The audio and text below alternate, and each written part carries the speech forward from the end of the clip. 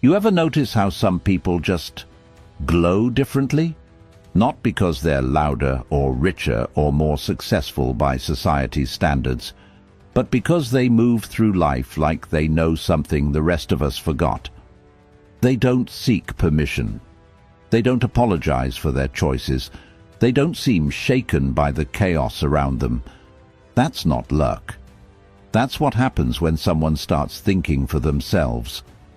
Epictetus once said, "Freedom is the only worthy goal in life. It is won by disregarding things that lie beyond our control." And real freedom starts in your mind. The moment you stop outsourcing your thinking to others, everything shifts. Your entire reality reconstructs itself. See, most of us inherited our lives. We didn't choose them.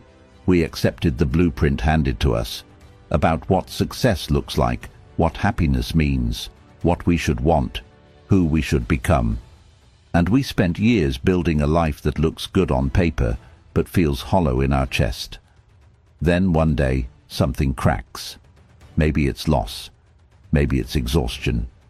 Maybe it's just a quiet moment where you realize you don't recognize yourself anymore. And you ask the question that changes everything. What if I stopped doing what I'm supposed to do and started doing what actually matters to me? That question is dangerous, because once you ask it, you can't unknow the answer. This video isn't about rebellion. It's not about rejecting everything and everyone.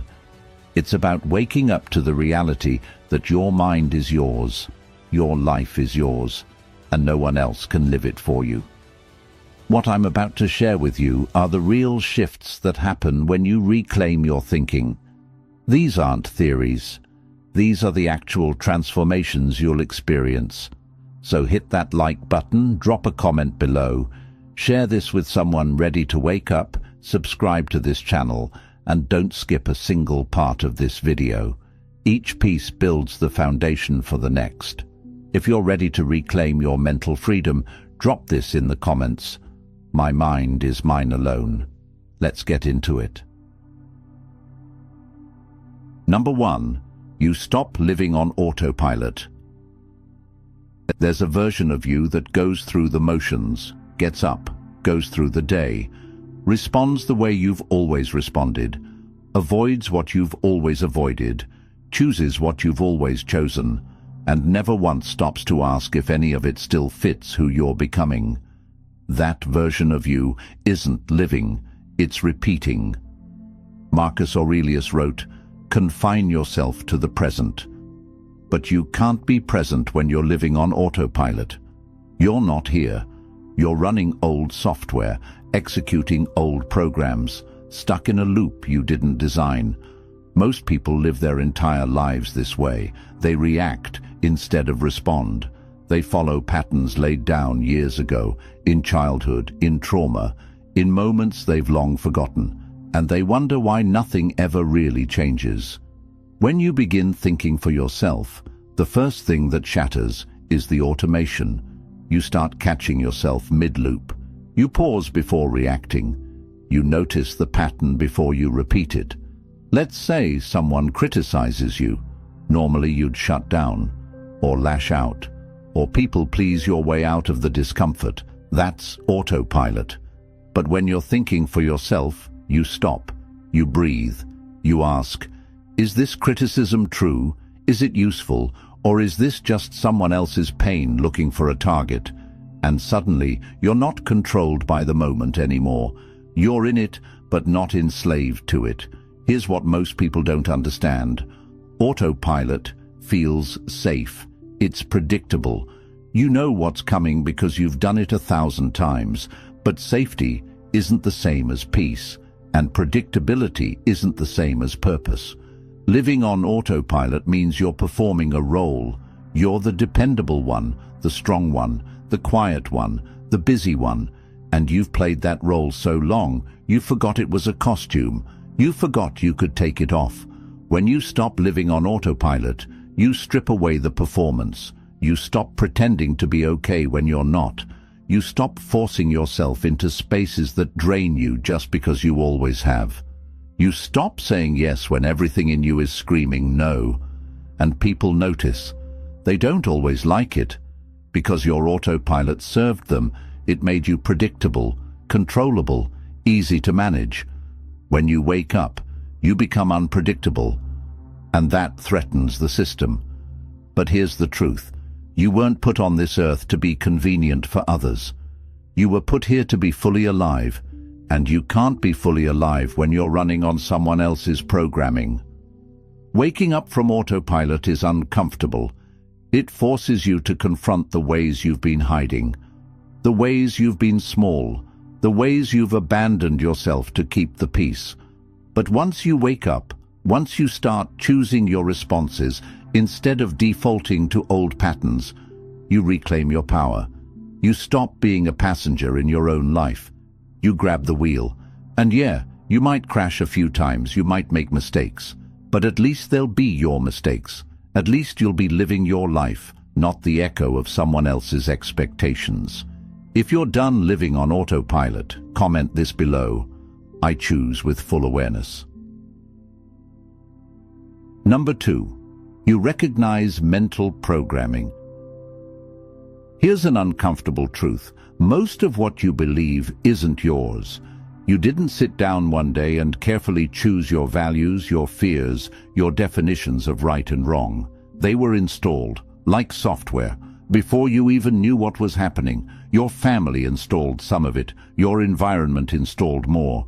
Every authority figure, every institution, every voice that claimed to know better than you, they all left their fingerprints on your mind, and you accepted it because you didn't know you had a choice.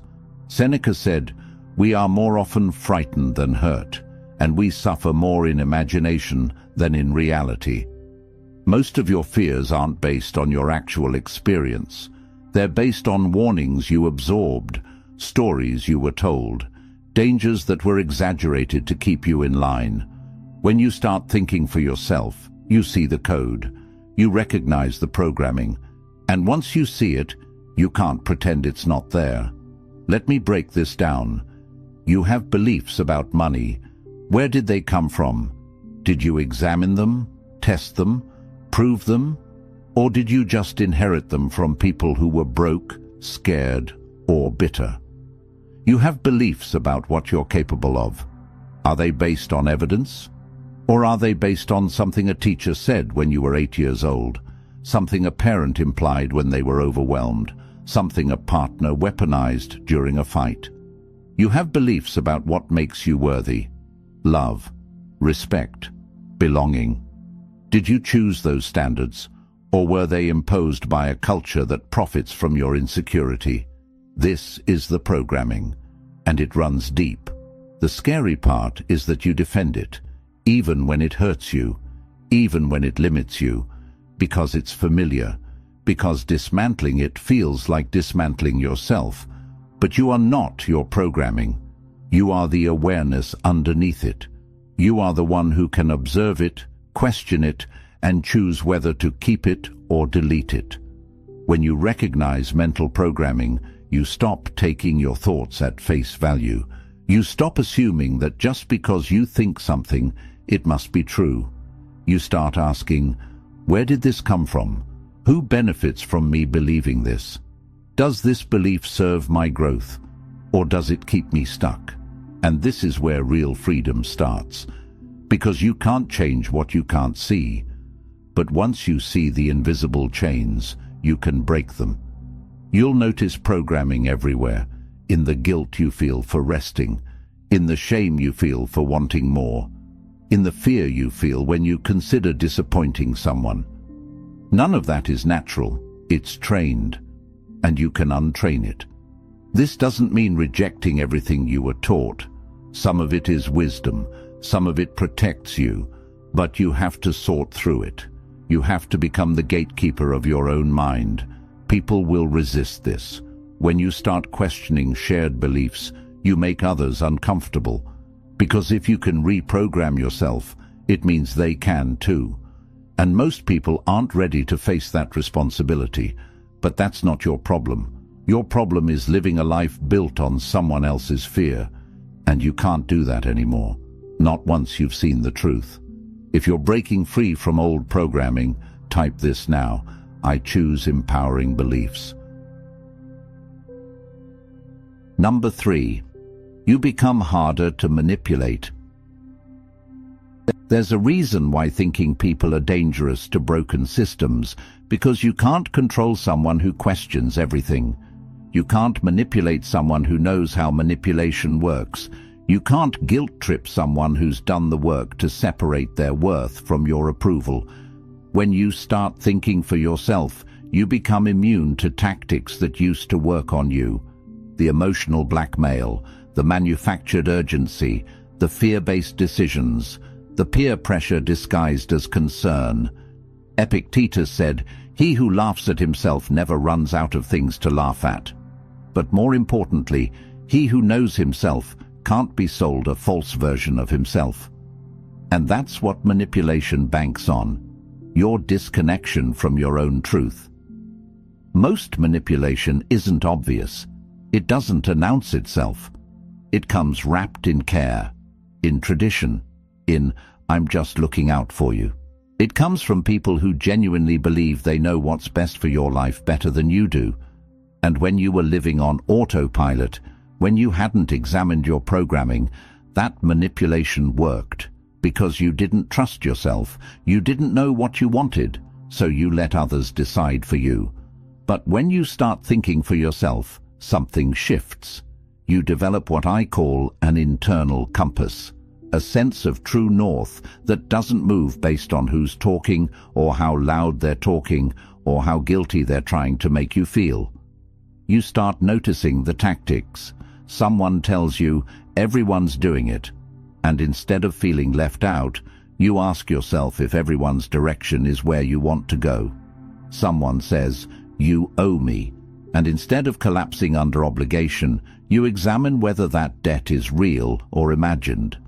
Someone tries to rush you into a decision, and instead of panicking, you slow down. Because you know that urgency is often a red flag, that pressure is a tool, that if something is truly good for you, it won't require you to abandon your discernment to obtain it. Here's what people don't tell you. Most manipulation comes from people who love you, from family who wants you to stay small because your growth threatens their comfort, from friends who need you to stay stuck because your progress highlights their stagnation, from partners who need you dependent because your strength challenges their control. They don't see it as manipulation. They see it as protection, guidance, love, and maybe part of it is. But love that requires you to betray yourself isn't love. It's control with a prettier name. When you become harder to manipulate, relationships change.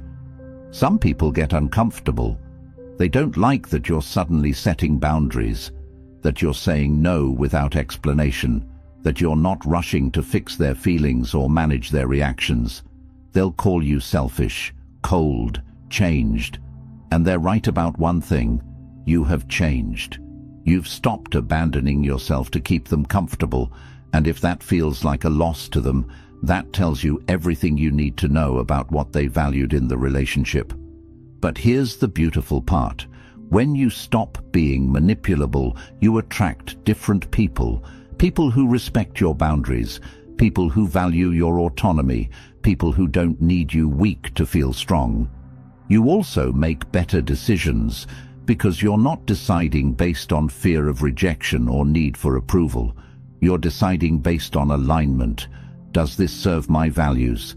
Does this honor my truth? Does this move me toward the life I actually want? And when the answer is no, you walk away. Not with anger, not with drama, just with clarity, because you know your peace is worth more than their persuasion. Becoming harder to manipulate doesn't mean becoming hard. It means becoming solid, grounded, unmovable in your core values while remaining flexible in your approach. It means knowing the difference between being open-minded and being a doormat. If you refuse to be manipulated anymore, declare this: I trust my inner truth. Number 4. You make decisions based on values, not approval. Here's a question that'll make you uncomfortable. How many of your current life choices would you make if no one was watching? If no one would praise you or judge you or even know about it, would you still choose the same path? For most people, the answer is terrifying, because most people aren't living their values. They're performing for an invisible audience, making choices designed to earn applause, avoid criticism, or maintain an image that stopped fitting years ago. Marcus Aurelius wrote, "Waste no more time arguing about what a good man should be. Be one." But you can't be one if you're too busy trying to look like one. You can't live by your values if you don't know what they are, if they're buried under layers of other people's expectations. When you start thinking for yourself, you stop outsourcing your decisions to the approval of others. You stop asking, "What will they think?" and start asking, "What do I actually believe is right?" This is harder than it sounds, because we're wired for belonging. Our ancestors survived by staying in the tribe. Being rejected meant death. So we learned to shapeshift, to mold ourselves to fit, to bury our truth if it threatened our acceptance. But we're not living in those conditions anymore. Being true to yourself won't get you exiled. It might get you criticized, misunderstood, lonely for a season, but it won't kill you. And living a lie might not kill your body, but it'll murder your soul slowly, quietly, until you don't recognize the person in the mirror. Making decisions based on values means you have to know what your values are. Not what you were told they should be, what they actually are. And that requires brutal honesty. Do you value security or growth, comfort or truth, harmony or authenticity? There's no right answer, but there's your answer. And it might be different from your parents' answer, your culture's answer, your partner's answer. And that's okay. That's the point. Let me give you something real. Maybe you stayed in a career that's killing you because leaving would disappoint people who invested in your education. That's approval-based deciding. A values-based decision asks, what do I actually want my life's work to be? What legacy do I want to leave? What would I do if I only had 10 years left? Maybe you're in a relationship that looks perfect from the outside, but feels empty on the inside. Approval-based thinking says stay. Don't be the one who breaks up a good thing. Values-based thinking asks, do I feel loved here? Do I feel seen? Do I feel free to grow? Can I be fully myself? Maybe you keep saying yes to obligations that drain you because saying no feels selfish. Approval-based living. Values-based living asks, is this aligned with how I want to spend my limited time and energy? Does this feed my purpose or just my guilt? When you start making values-based decisions, people will question you. They'll tell you you're making a mistake, that you're being impulsive, unrealistic, ungrateful, and sometimes their concern is genuine, but often it's just discomfort. Your deviation from the script threatens their investment in the same script. You can listen to their perspective. You can consider their input. But ultimately, you have to live with your choices. Not them. You. And you can't live with choices that violate your core being just to keep others comfortable. Values-based living also means you'll make some unpopular choices.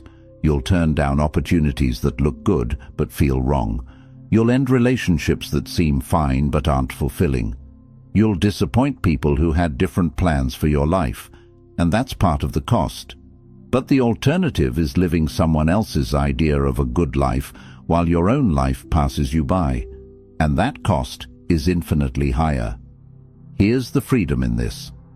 When you make decisions based on values, you stop second-guessing yourself.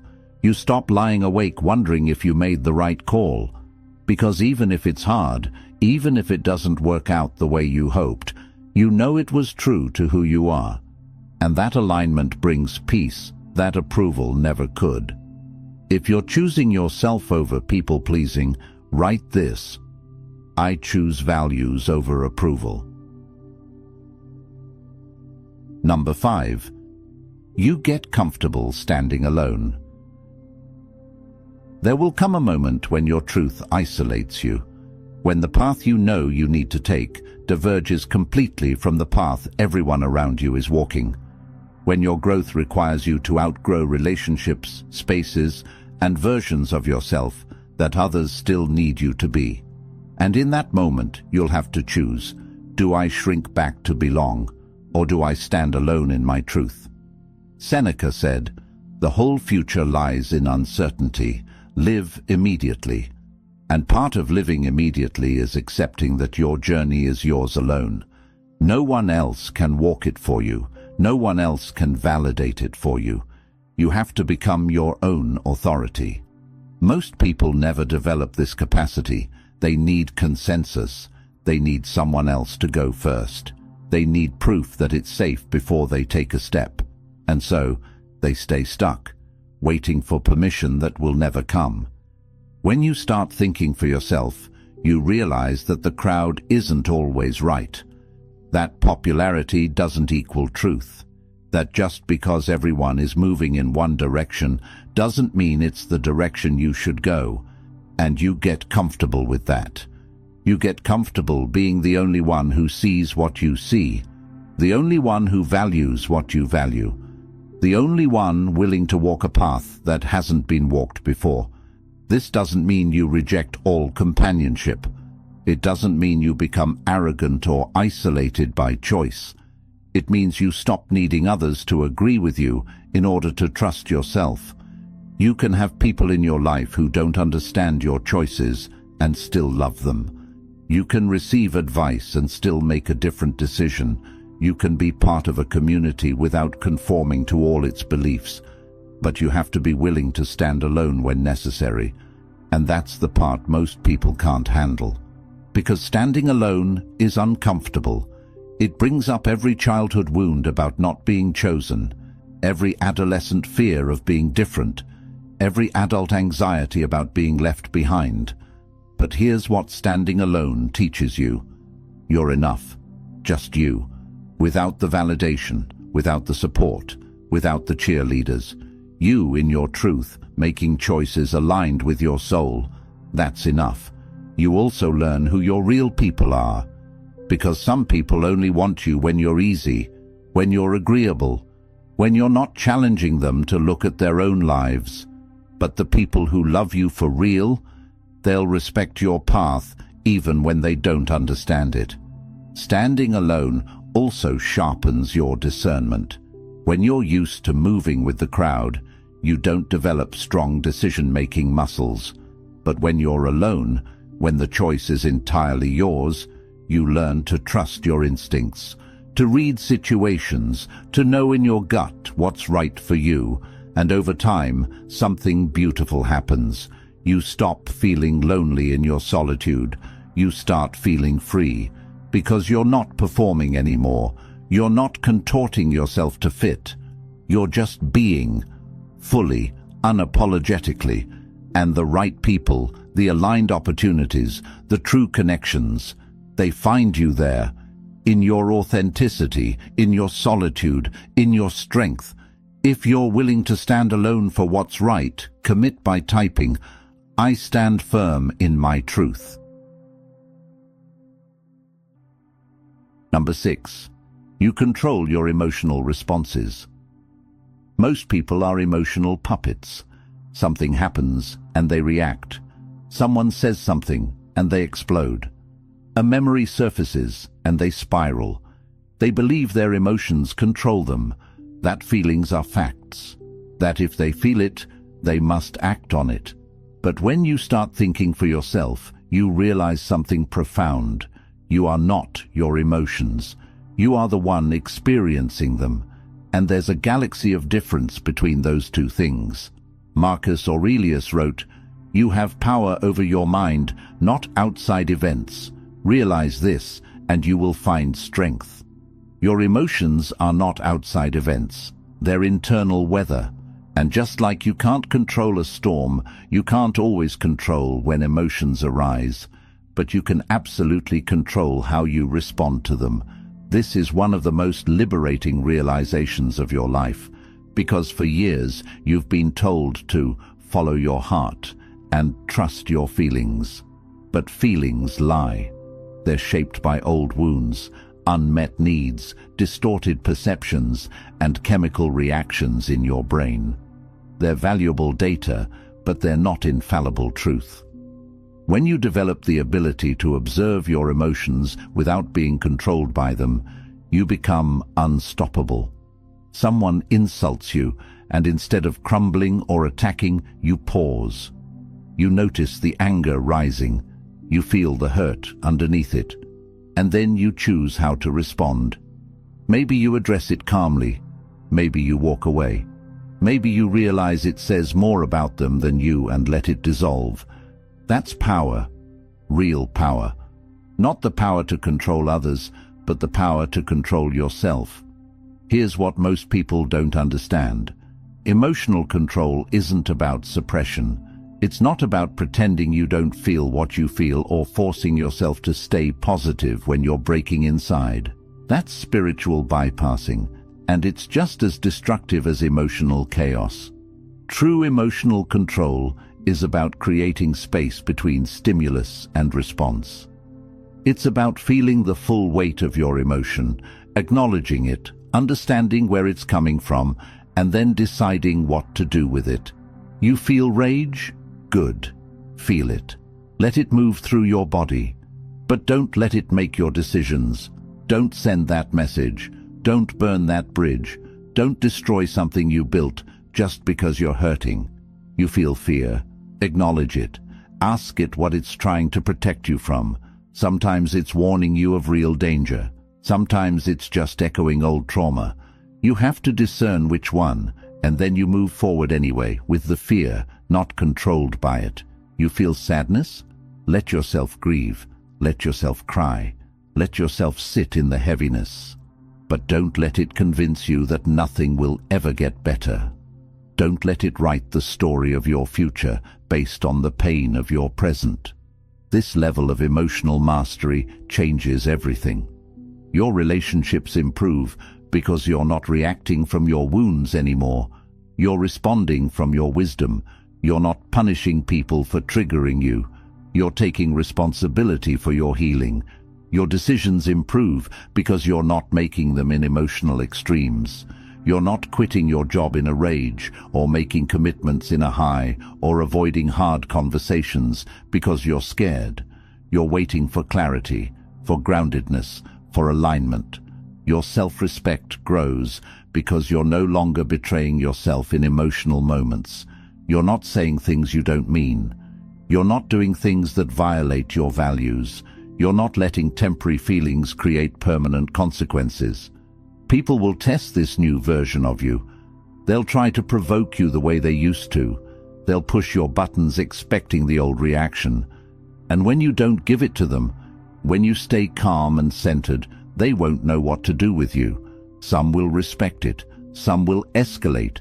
Some will accuse you of being cold or fake or not yourself.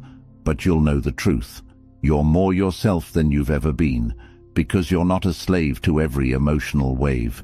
You're the captain of your own ship. And that's when you truly become free. If you're taking control of your emotions, affirm this: I feel deeply. Choose wisely.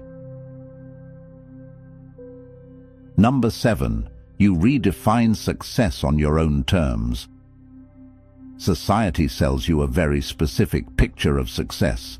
The title, the income, the house, the relationship status, the milestones you're supposed to hit by certain ages. And if you don't achieve them, you're failing, falling behind, wasting your potential. But when you start thinking for yourself, you realize something radical. You don't have to buy what they're selling. Epictetus said, "Wealth consists not in having great possessions, but in having few wants." True success isn't about accumulation. It's about alignment. It's about building a life that feels right to you, not a life that looks right to them. Most people are chasing a version of success they don't even want. They want the corner office because it proves something. They want the luxury car because it signals something. They want the perfect family photo because it performs something. But inside, they're exhausted, empty, wondering why achievement doesn't feel like they thought it would. That's because they're climbing a ladder leaning against the wrong wall, and no amount of hustle will change the fact that they're heading somewhere they never wanted to go. When you redefine success on your own terms, you stop competing in games you never signed up for. You stop measuring yourself against people who have completely different values, resources, and definitions of fulfillment. You ask yourself the real questions. What does success actually mean to me? Not to my parents, not to my industry, not to strangers on the internet. To me. What kind of life do I want to wake up in? What kind of work do I want to do? What kind of relationships do I want to nurture? What kind of person do I want to become? And your answers might shock you. Maybe success for you isn't a six-figure income. Maybe it's freedom, time, peace.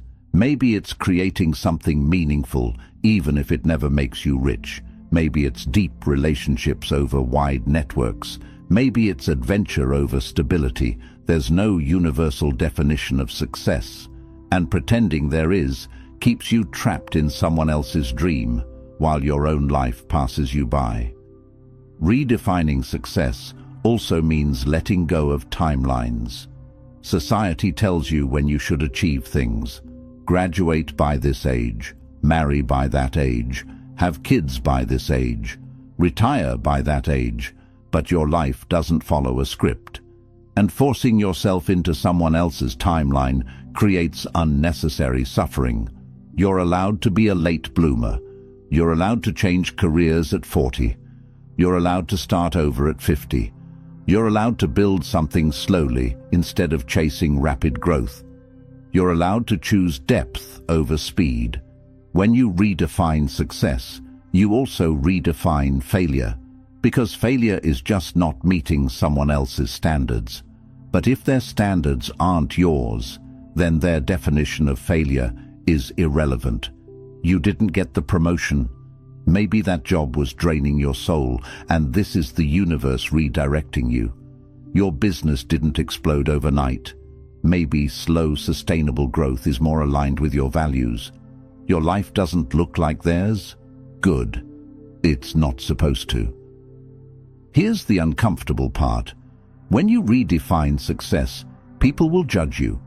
They'll think you're not ambitious enough, not serious enough, wasting your potential. And you have to be okay with that, because their judgment is based on their definition, not yours. Your family might not understand why you left a stable career to pursue something uncertain.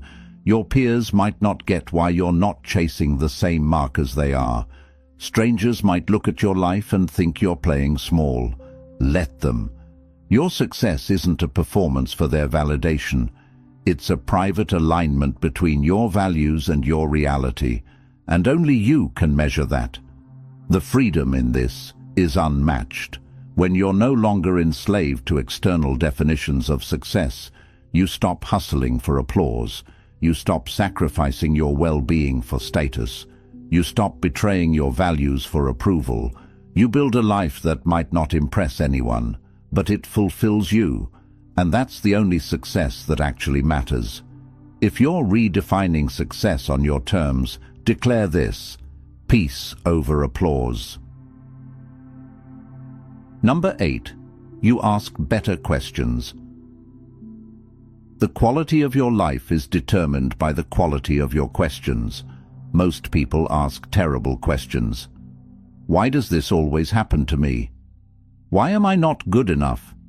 What's wrong with me? These questions don't lead anywhere useful. They just reinforce victimhood and helplessness. But when you start thinking for yourself, your questions evolve.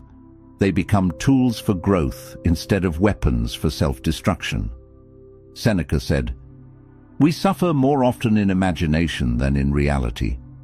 And most of that imaginary suffering comes from asking the wrong questions, questions that assume the worst, that reinforce limiting beliefs, that keep you stuck in patterns you claim you want to break. Better questions create better realities. Instead of, "Why does this always happen to me?" you ask, "What pattern am I repeating that creates this outcome?" Instead of, "Why am I not good enough?" you ask, "Whose standard of good enough am I measuring myself against, and do I even agree with it?" Instead of, "What's wrong with me?" you ask, "What am I learning right now?" or "What would serve me better in this situation?" See the difference?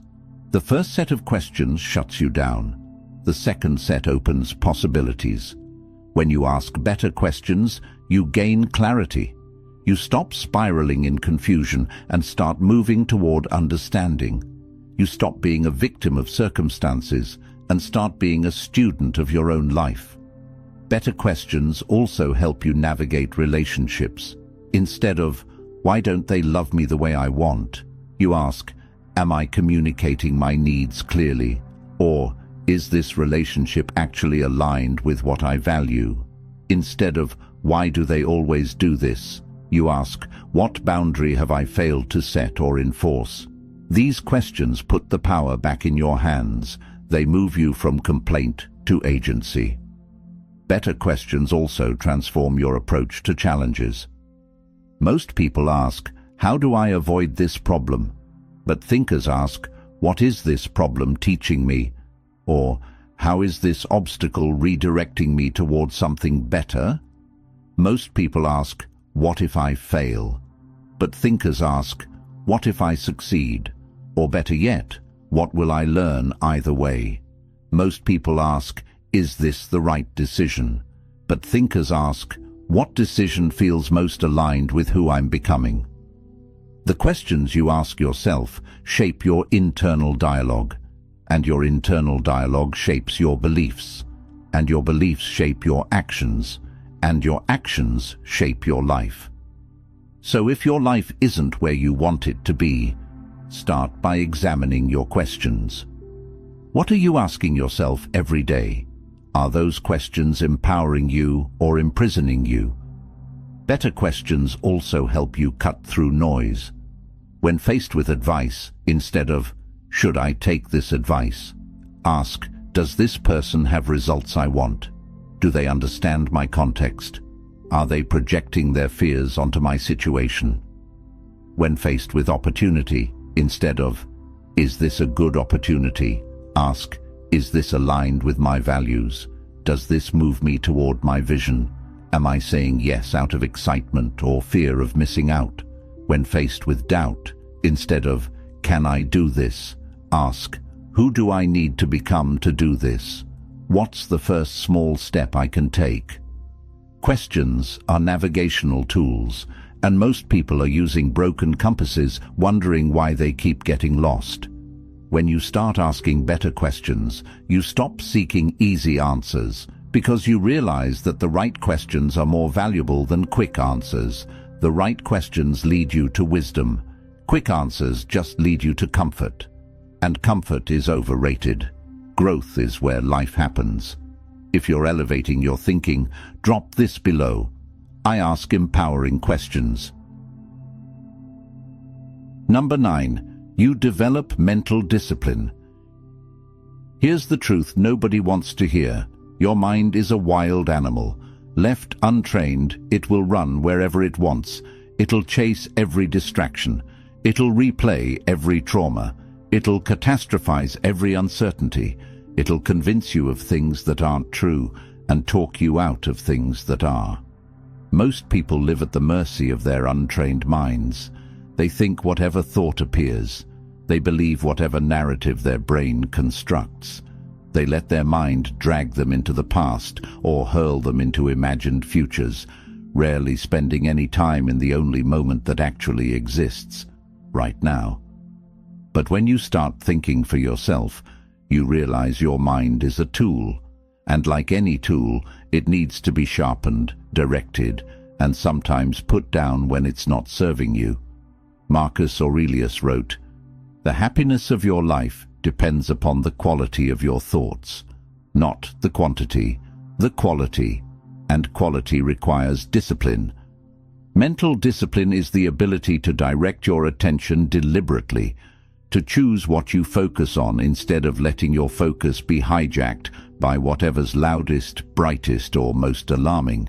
It's the ability to interrupt destructive thought patterns and redirect them towards something useful. This isn't easy. Your brain has been running wild for years, maybe decades. It has well-worn paths, neural highways built by repetition, worry, self-doubt, resentment, comparison. These thoughts don't need your permission anymore.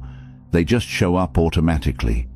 Mental discipline is about building new roads, new patterns, new defaults. And that takes repetition, patience, and relentless commitment. Let me be clear about what mental discipline is not. It's not toxic positivity. It's not pretending everything is fine when it's falling apart. It's not suppressing difficult emotions or forcing yourself to think happy thoughts when you're in genuine pain.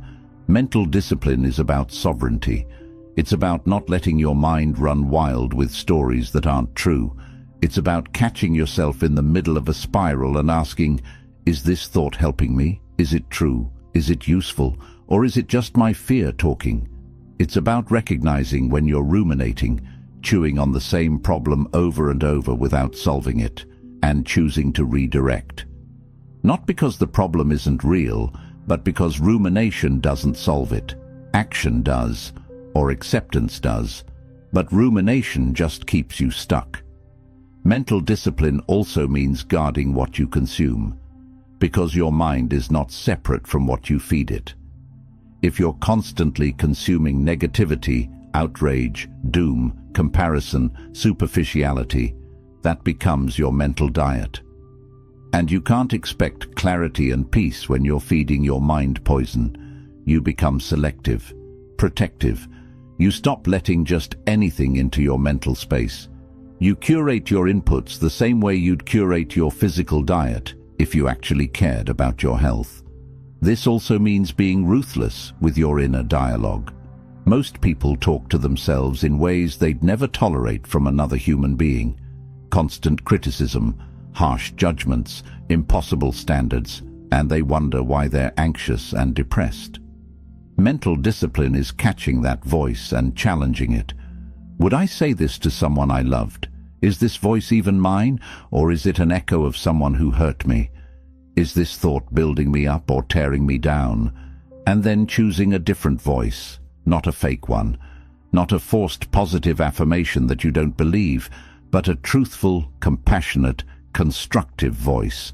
The voice of someone who wants you to grow, not someone who wants you to suffer. Here's what happens when you develop mental discipline. You stop being controlled by your moods. You have bad days, but they don't derail your entire week. You have anxious thoughts, but you don't let them dictate your decisions. You have painful memories, but you don't let them define your future.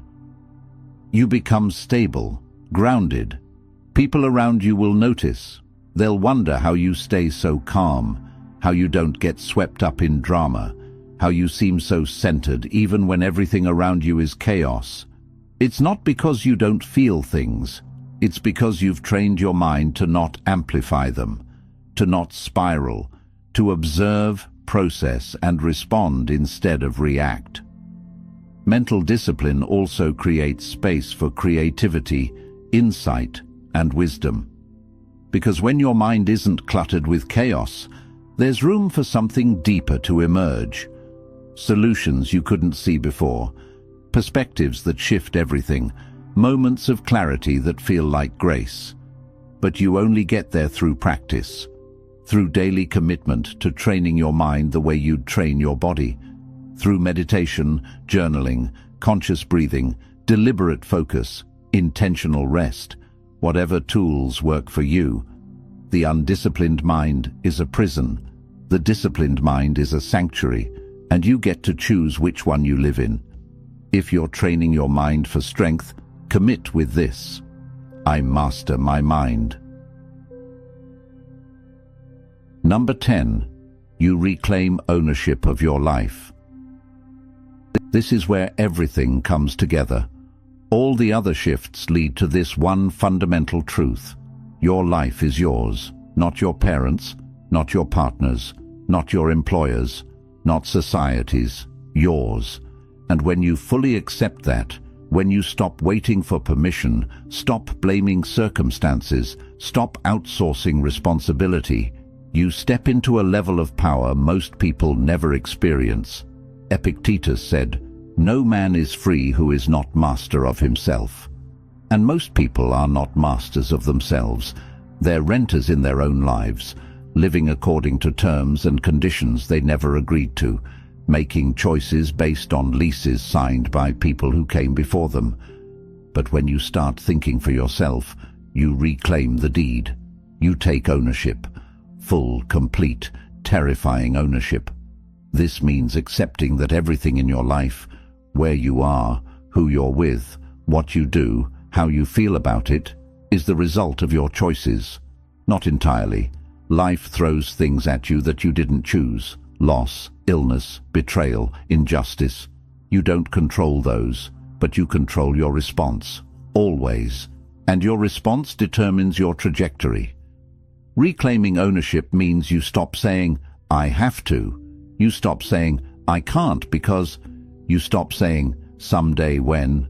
You start saying, "I choose to," or "I choose not to." Even when the choice is hard, even when all options are difficult. Because the moment you accept that you're choosing, even if you're choosing the lesser of two evils, you reclaim your power. You're no longer a victim, you're a participant. Let me be honest with you. This level of ownership is uncomfortable. It's easier to blame, to point fingers, to say your life is the way it is because of what they did, what happened, what you didn't get, what wasn't fair. And some of that might be true.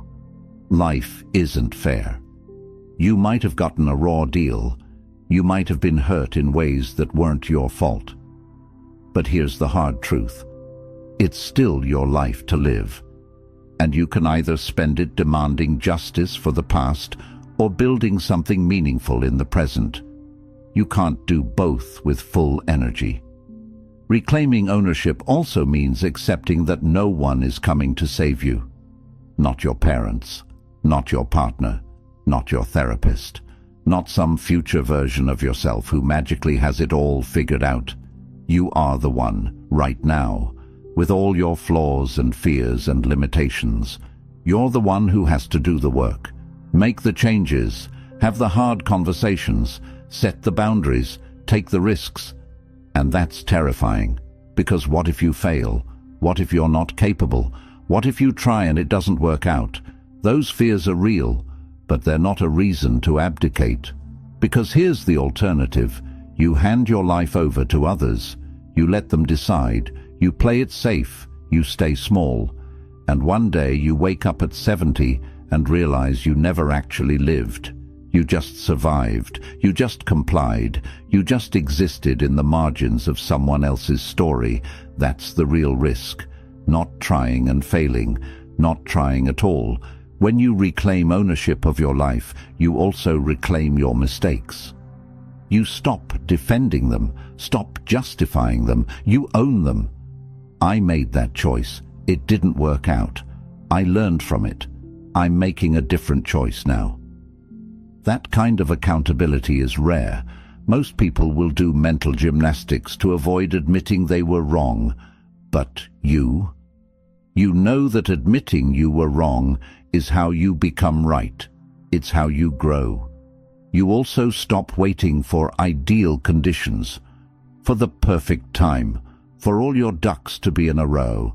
You realize that life is messy, and if you wait for perfect, you'll wait forever. So you start, imperfectly, scared, uncertain, but you start.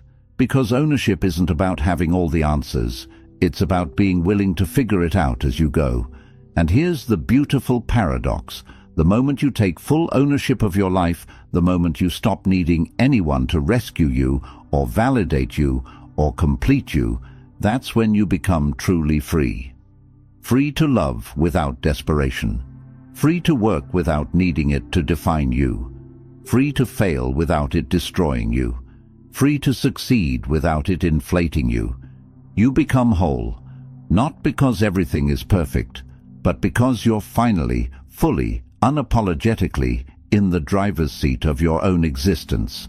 And nothing, no achievement, no relationship, no external validation will ever feel as good as that. If you're claiming full ownership of your life, type this powerful statement: I own my life completely.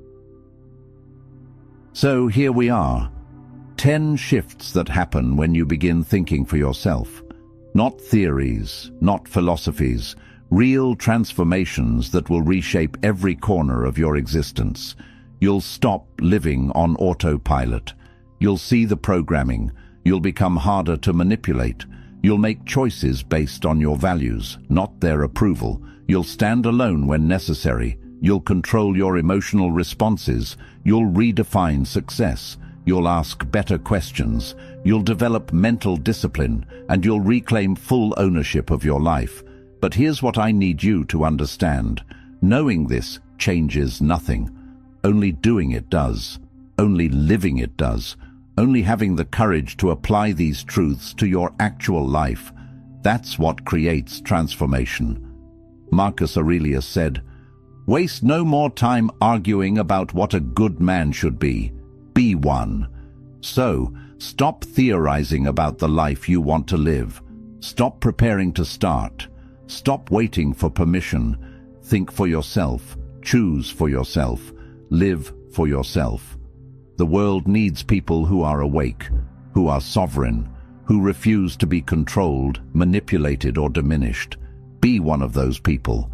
If this resonated with you, hit that like button, drop a comment below with your biggest takeaway, share this with someone who needs to hear it, and subscribe to this channel for more content that challenges you to become who you're truly meant to be. Your life is waiting. Go claim it. If this message awakened something in you, seal it by commenting, "I think for myself."